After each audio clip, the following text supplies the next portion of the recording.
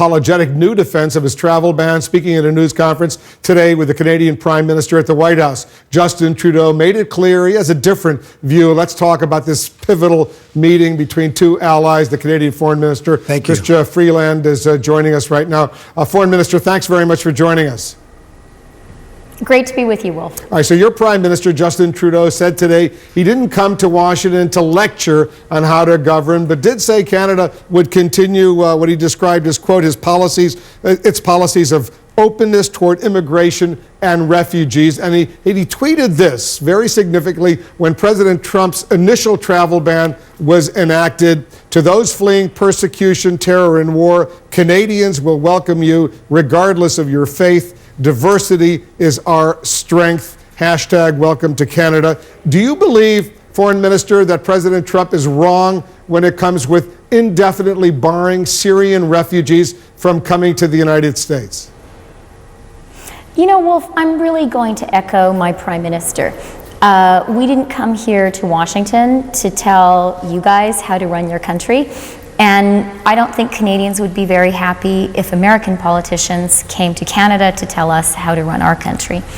But we're very proud, wherever we are in the world, to tell you about Canadian values and what we think is the right thing for Canada to do.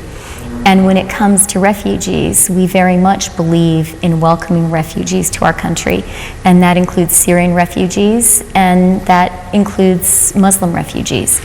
As the Prime Minister said, we really believe that our diversity is our strength. It was a campaign commitment of our government in 2015 to welcome 25,000 Syrian refugees to Canada. We're now almost at 40,000.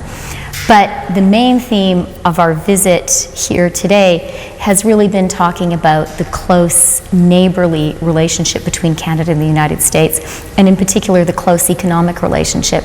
And I felt we really made very good progress in talking about those close connections between our countries. And you sound like you've emerged from being a journalist, Foreign Minister, to becoming an excellent diplomat in the process as well. Let's talk about That's my job, Wolf. What can I say? I know, you got a tough job right now. Let's talk a little bit about President Trump.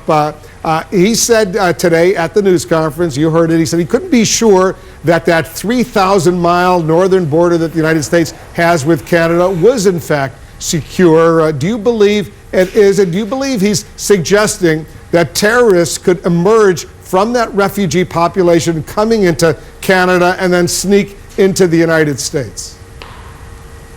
I am not obviously going to put words into the President's mouth, but what I heard from the President at the press conference today was a very strong, a very warm endorsement of the relationship between Canada and the United States, a recognition that the border between Canada and the United States is a tremendous resource for both of our countries. It's a secure border. It's a border that 400,000 people cross every day. It's a border across which $2 billion of business are done every day.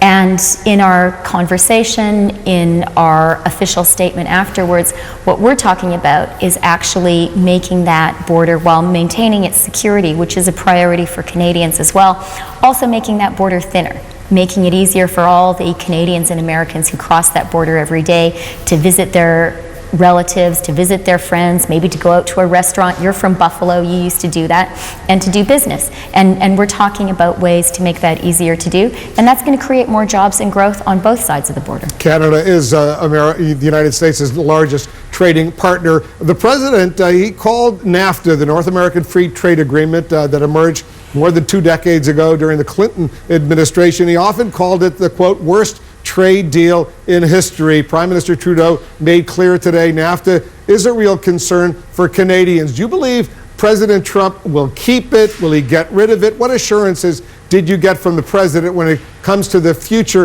of NAFTA, the trade deal with Canada and Mexico? Well, you know, Wolf, I heard from the President exactly what you heard and what everyone who listened to that press conference heard, which is the U.S. President strongly endorsing and speaking to the strength, the mutual benefit of the economic relationship between Canada and the United States. And we really believe in that too. You know, Canada is the top export market for 35 U.S. states. 9 million US jobs depend directly on exports to Canada. So we are not only your friends and your neighbors, we're also your clients. And that's something that we talked about today and we felt was really understood. Canada also a key member of NATO, but here's the problem. The president... I am not hearing anything now. Can you hear me now? Foreign Minister, can you hear me? Unfortunately, we seem to have lost the connection with the Canadian Foreign Minister. Let's see if we could reconnect. We'll take a quick break. We have more breaking news coming in as well, conflicting statements from inside the Trump administration on the future of the embattled National Security Advisor Michael Flynn, plus the president's open-air strategy session that's sparking national security concerns. This is the